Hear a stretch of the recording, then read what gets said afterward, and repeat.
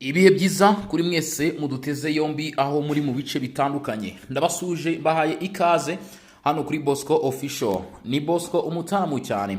Aho dukomeje urugendo rwacu nk'ibisanzwe ku butaka bw'uburasirazuba bwa Repubulika Iharanira Demokarasi ya Kongo.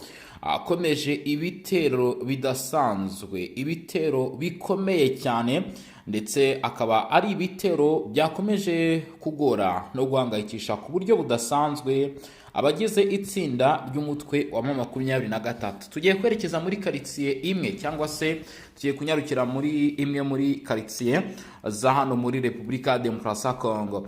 Iyi quartier ikaba yumvikanyemo ikintu bita imirwano za nyamugigima, imiripuko ndetse n'imigundano.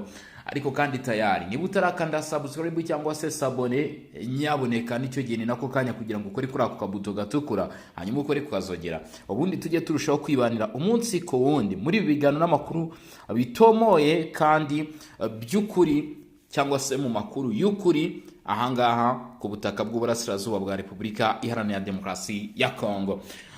Imvura y'ibisasu cyangwa se umutingito watejwe n'ibisasu byinshi urimo urumvikana. Aha n'ahandi ni muri Nzibira. Gusa naringiye ntabasuje mwese mudukurikirana muri Burundi, abadukurikirana muri Kampala, abadukurikirana muri Repubulika Demokarasi ya Kongo, Nairobi ndetse n'ahandi mu bice bigiye bitandukanye, mbateye yambu cyane. Ndabasuje rwose mbikuye ku mutima, ndetse n'iby'agaciro gakomeye cyane kuba turi kumwe twongeye kwicara kuri aya meza tukaba tugihumeka umwuka w'abazima, dore ko araho bitameze neza. Ubwo rero nizeye ko namwe ibintu birimo biragenda neza. Baravuga ati pole pole ndiyo mwisho, cyangwa se gake gake paka rwose uragenda ukagera ku musozo. Ubu rero icyo ugomba kuba wamenya, cyangwa se icyo tugiye kuba twagarukaho, nuko intambara yakomeje, imirwano yakomeje rwose.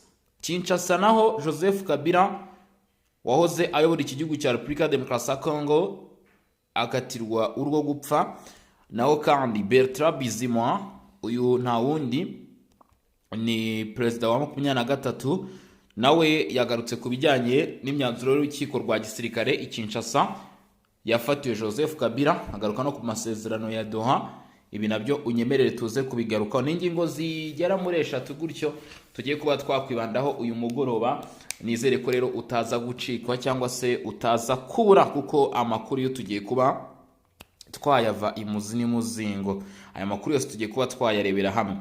Ibitero by'indege rero byakomeje, ibitero by'indege byakomeje nta gisibya mu myanya imwe n'imwe aha ku butaka bwa Repubulika Iharanira Demokarasi ya Kongo. Ndagira ngo ubwire uduce nyirizina twaje kuvugwamo ibitero bya drone kuri uyu munsi wa none, tariki ya 1 Ukwakira, cyangwa se tariki ya 1 y'ukwezi kwa 10 mwaka wa 2025. Fata agakaramu utu duce utwandika. Nzibira by'umwihariko ni igice cy'ingenzi cyane, cyo kidashobora kuburamo, kuko nicyo gice kiri strategique, ndetse ni nacyo kiri inyuma y'ibi byose biri kuba ahangaha. Ikindi gice cyihutirwa cyane naho bita Mulunga, aho bita Kirwa, aho bita Nyamayege, aho bita Mulamba ndetse na Kanyora. Ni kamwe, tubiri, dutatu, tune, dutanu, dutandatu. Ubwo harimo na Nzibira. Ibice bitandatu byose byaje kuraswamo na drone z'igisirikare cya leta ya Kongo, ndetse izi drone zikaba zaje gusenya hamwe mu hari hashyizwe ibirindiro by'umutwe wa 23. Hari ibice byari byashyizwemo ibirindiro. Amakuru avuga ko Mulunga, Kirwa ndetse na Mulamba na Nzibira ari byo bice by'umwihariko byagaragayemo ibitero byinshi cyane bya drone cyangwa se by'indege kugeza muri uyu mugoroba. Kugeza kuri uyu mugoroba wa tariki ya 1, kuva mu masaha mu gitondo, ahantu humvikanye umubare mwinshi cyangwa se harashwe cyane, hibasiriwe cyane, naho bita Kirwa, naho bita Mulunga ndetse na Mulamba. Nzibira iza yiyongeraho, kuko n'ubundi bice byose kugira ngo biraswe byose birakomoka n'ubundi kuri Nzibira, ko 23 yabanje gukanagira muri iyi Nzibira. Nyuma y'uko abarwanya bo 23 kuri ubu bamaze iminsi bagaragara hanga muri izi nce, FARDC igisirikare cya leta ya Kongo baje gufata umwanzuro ntakuka uko ima 23 byanze bikunze na niyo ngomba gusigara hano muri ibi bice. ndetse nta kindi kintu bahisemo cyangwa se nta bundi buryo bagaragaje bagomba gukora mu guhangana n'iki kibazo, nk'uko namwe murimo mubyibonera kuko ibi ndi kuvuga kugira ngo nizeye ko nta muntu utarimo kubibona. Barimo gukoresha ibitero by'indege, bya bitero twari tumenyereye byo ku butaka, bya bitero twari tumenyereye byo kurashisha intwaro za PKM, amalonsha, ntabwo bikirimo gukora. Igisirikare cya leta ya Kongo bikitiyemo uburyo bwo kurasa mu kirere. Ibi bitero rero bije byanga muri Nzibira, bije bikurikira ibyagiye byumvikana, urugero muri Masisi ndetse no muri Warikare. Murabizi byabayeho bita za Mukwegwa, murabizi byabo bita Bibwe, Nyarushamba, Nyege ndetse na Hembe. Ahangaha ni muri shoferu ya Bashari. Wa muntu we, ibyahabereye kuri 23 nabyo ntabwo byari byoroshye. Kuri ubu rero igisirikare cya leta ya Kongo kirarebwa n'abaturage nk'umucunguzi wabo ku kwambura 23 bice bigiye bitandukanye.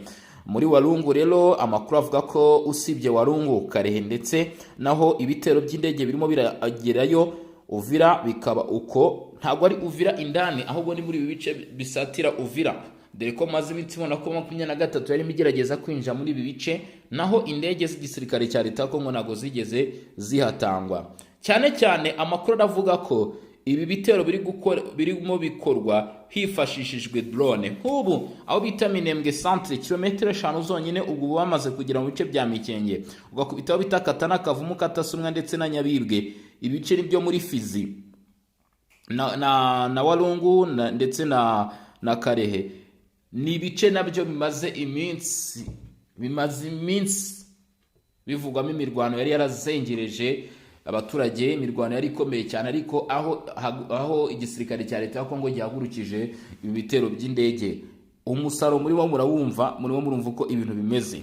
Hari kandi amakuru avuga ko FARDC kugeza kuri ubu ngubu hamwe n'ibikoresho byayo irimo iragenda nanone yangiza ibikoresho by'ubutasi, ndetse naho n'intasi za 23 zakundaga kugenda zikambika ibirindiro ndetse n'ibikoresho byabo. Kuri ubu bivuga ko 23 yari irimo igerageza kuzamura urwego rw'ubutasi cyane cyane muri bice bya Shabunda, muri bice bya Uvira, dore ko ari byo bibasiriye cyane muri Kivu y'Amajyepfo muri iyi minsi. Ubu rero ngo indege z'igisirikare cya leta ya Kongo FARDC mu byo barimo kugenda bakora harimo no kwangiza iyi myanya y'ubutasi ya 23.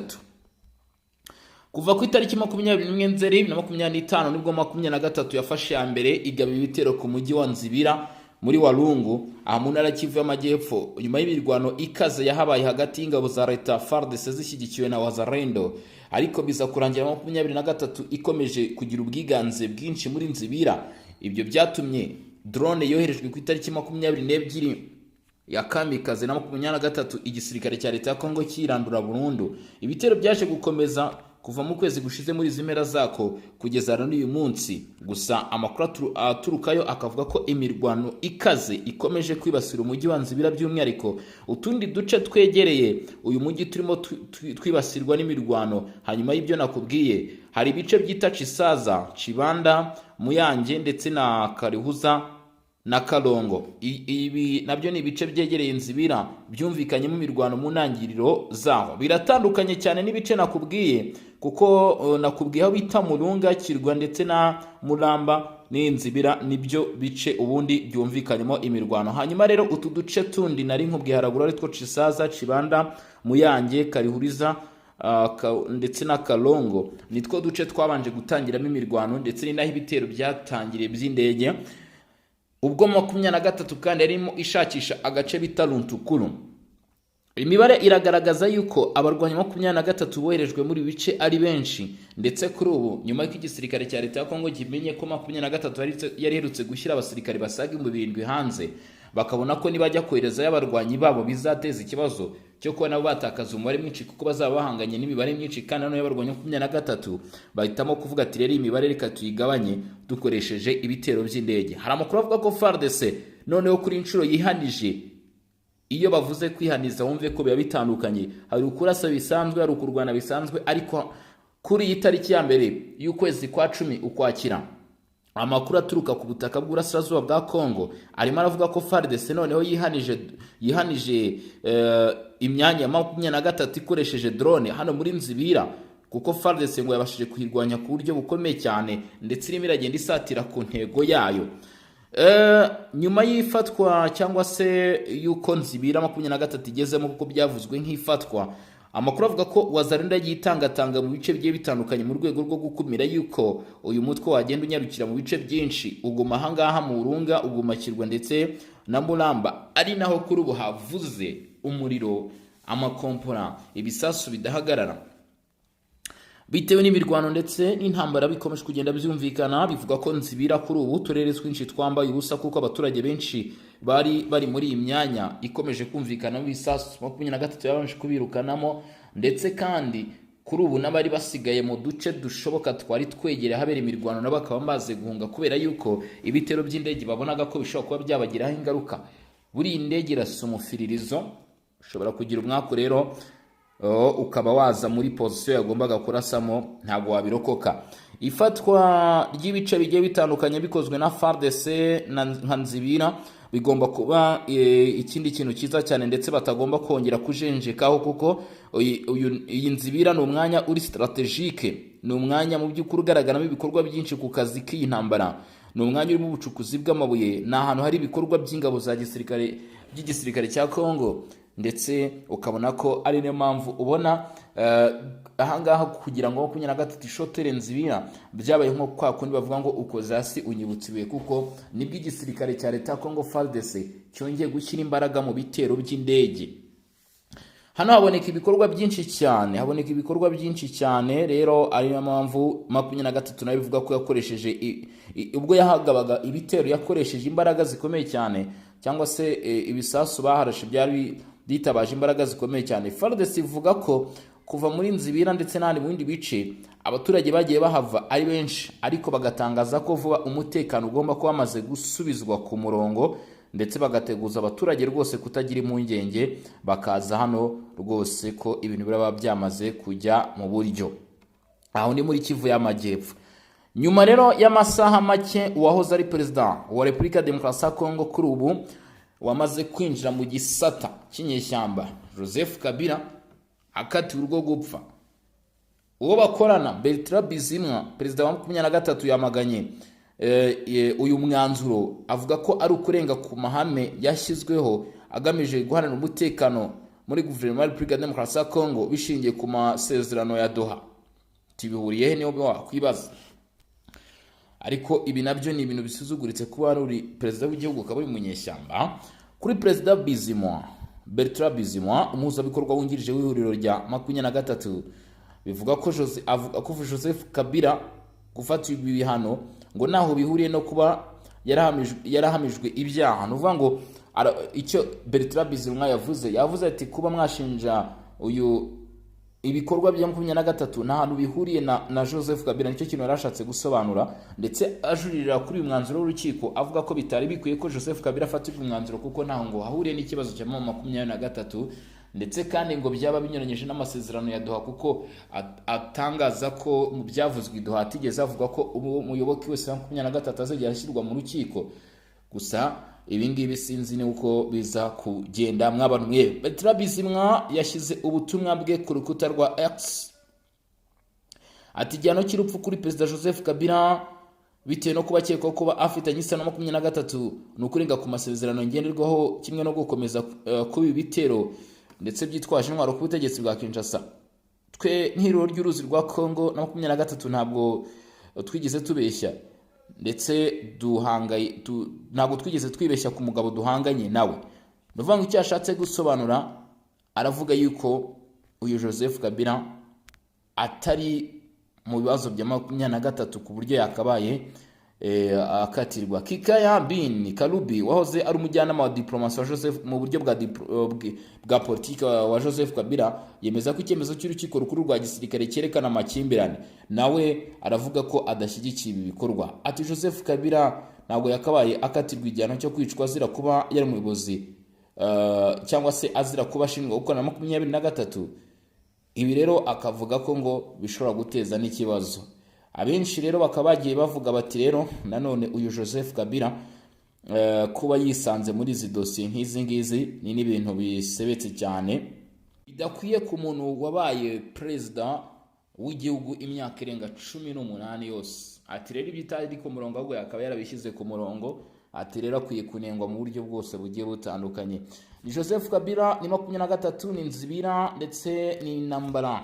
FARDC ni ibitero by'indege twari turimo tugarukaho kugeza muri uyu mugoroba wa tariki ya 2 Ukwakira. Nizera ko wanyuzwe n'ibiganiro ndetse n'amakuru tukugezaho. Ni kuri Bosco Official, njye vuga kuri mikoro mazina ni Bosco Mutaramu cyane.